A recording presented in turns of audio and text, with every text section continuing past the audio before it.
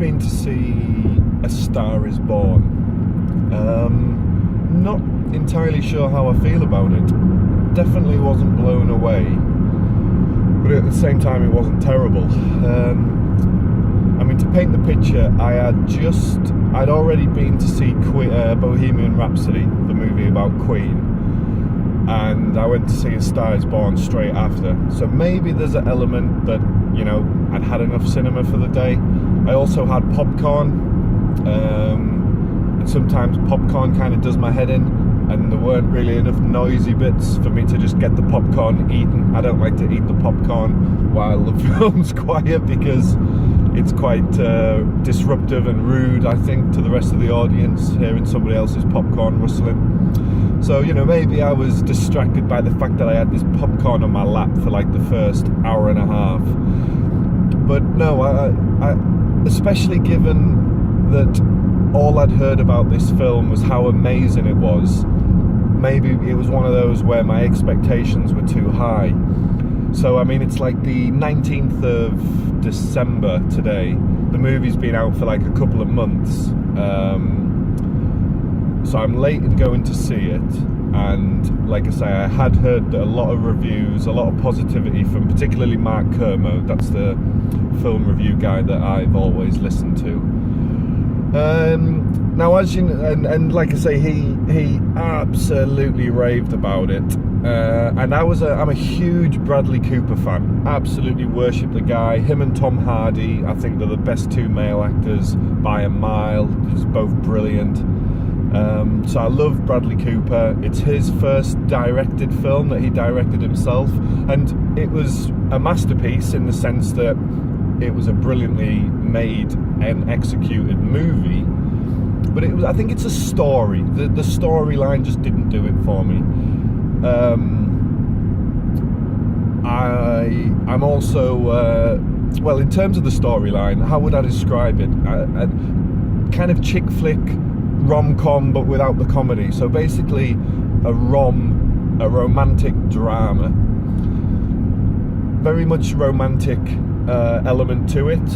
As you know, on my film reviews, it's the clueless film review, so I don't want to give away any clues as to what goes on in the movie, because I find it incredibly annoying when you want to catch a review of a film to see whether it's worth going to see, and the guy reviewing it basically tells you the whole plot, and he thinks he hasn't given you any spoilers, but when you actually see the film, you now know how it unpans. Now, there's nothing wrong with that, because essentially that's what a trailer does. But I very much enjoy movies all the more when I go into them knowing nothing about them. So I'm going to try and give my opinion without giving away anything about the movie. Now, the first thing I'd say is this isn't an originally written film. It is a remake of a film and a story that's been told in the past. I didn't know what that story was. Obviously, it's something to do with the music industry. But I didn't know the intricacies between the relationships between the characters, how that plays out, how that pans out. So I knew nothing other than it's to do with a singer. Okay? Now, the first hour or so of the movie, the way it pans out is just very nice, you know. You've got an element of romantic element between two characters panning out, and the one thing I would say about the movie is it did surprise me.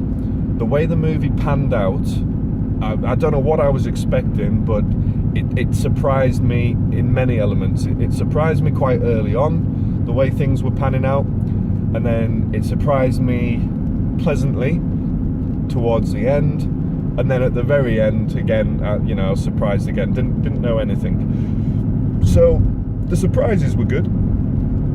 It's always nice to be surprised, to not know, to not expect what's going to happen.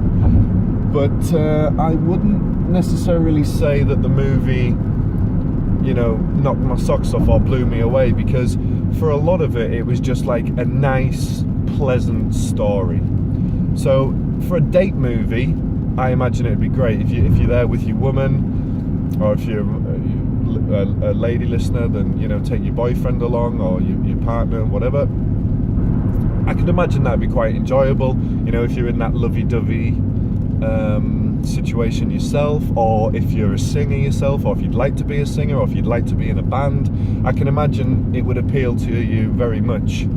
But for me, a single bloke who's not, feeling quite lovey-dovey right now, not exactly up my street, shall we say. So, who's the movie for, and is it worth going to the cinema? I always like to discuss these elements.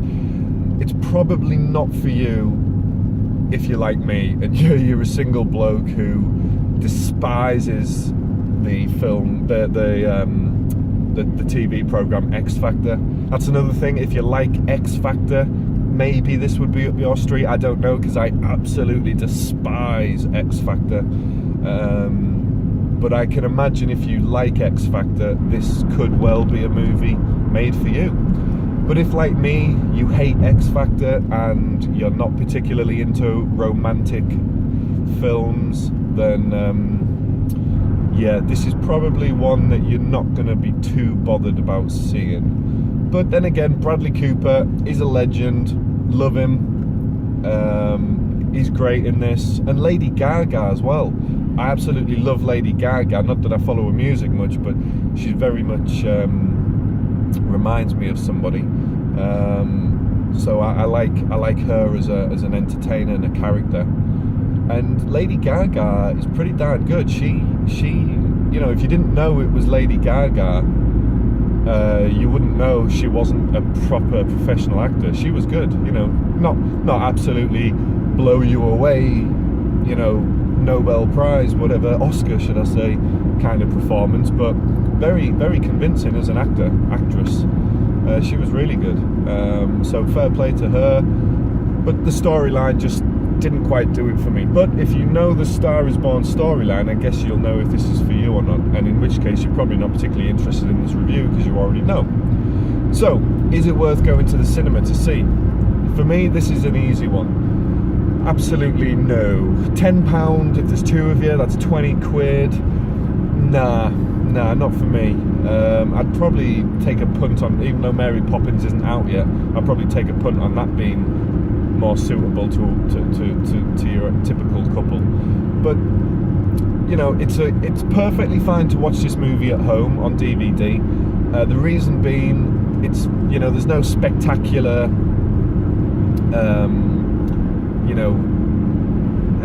stunts or scenes. There's scenes obviously where there's performance taking place on stage, but does that warrant being at the cinema and paying like £10 to go and see it in the cinema? I wouldn't have said so. This is perfectly adequate just to watch at home on DVD. If you go into the cinema for 2 or 3 quid, on a special deal, yeah, okay, but seriously, not necessary to pay the £10 unless you know for certain that this movie is going to be right up your street. Catch it on DVD would be my advice. I didn't stay till the end of the credits, but it appeared very much like once it ended, that was going to be it. There was going to be no additional bits at the end. It was just some singing taking place. I was quite happy to leave at that point, so I'm afraid I didn't hang around to give you that verdict, whether there was any additional footage right at the end. And what would I rank it out of 10? I mean, it was a decent movie. It wasn't terrible, but it just didn't do it for me. That's all. So it totally warrants a 7. But I'm going to go a little bit higher than that because it was a long film, and I wasn't bored, but I wasn't like, oh my god, I'm so into this story and involved and desperate to see how it pans out. Like I say, I just watched Bohemian Rhapsody and I felt like I was kind of on the edge of my seat. There's just like gripped on every scene. So maybe I've watched them in the wrong order. If I hadn't seen such an amazing film, by the way, I gave Bohemian Rhapsody 9.5 out of 10. So that film blew me away. I was tempted to go and see it again rather than seeing A Star Is Born. I was going to see Bohemian Rhapsody back to back. So take into consideration that I have just seen an amazing film and then I'm watching Star is Born, so maybe that's playing on the part of me not being so blown away. But it was decent. There's nothing wrong with it. It was, it was a decent story, and for me, it did very much get juicy towards kind of 75% of the way through. That was when I was like really gripped, and it was like, oh my god, yeah, this is really getting quite wow, stuff's happening, and things are really starting to happen. Whereas the first hour was just like pleasant story, safe, oh, this is nice. But I wanted something a little bit more, especially with the reviews that I'd heard. I was expecting something to knock my socks off, blow me away. But it wasn't quite that kind of a movie for me. There was bits of it that were very good for me, that I enjoyed, that I got a kick out of. But those parts were, on the most part, relatively small. Maybe 10-15% of the film. I was kind of like, oh yes, this is now more my kind of a movie. But those parts weren't that big a part of the film, unfortunately. So on the whole, definitely give it a watch at home on DVD. I wouldn't spend too much in getting to see it. If you don't see it, if you wait till it comes out on TV, even if you don't want to spend any money, yeah, give it a couple of years, wait till it's on TV, definitely. No harm in waiting a couple of years before you see this film. That would be my opinion. But like I say, it's still going to get probably a 7.5 seems a bit generous. I'm going to go in between. I'm going to go 7.25, 7.25 out of 10. Slightly better than average, but just maybe because of the amazing reviews, just a little bit of a disappointment. So let me know what you think. I did overhear a couple on the way out talking, and the girl, who I would expect of the two people, it would probably appeal to the girl more, she was saying, yeah, it was okay. So she was kind of the same, bit of a meh, it's alright. But like I say, for me, I'm an unlimited member. I can go as many movies as I want, so I don't feel aggrieved in terms of what I pay. So I don't mind going to movies that are just meh. I don't mind. But if I'd paid £10 to see that movie, I'd be wishing I'd spent £10 going to see the Queen movie again. Definitely. So I hope you find this feedback and information useful, and if you want to hear some of my other reviews, feel free to check them out. Let me know what you think, and please let me know if you enjoyed the movie more than I did. Was I missing something? Was there an element of it I was missing? But no, I enjoyed the performances from Lady Gaga and Bradley Cooper. Bradley Cooper, rock solid actor as always, and Lady Gaga, yeah, impressive, decent actress, definitely. Yep, she is talented, definitely. So fair play, okay movie, not worth paying £10 to see at the cinema, definitely not. So see you on the next review.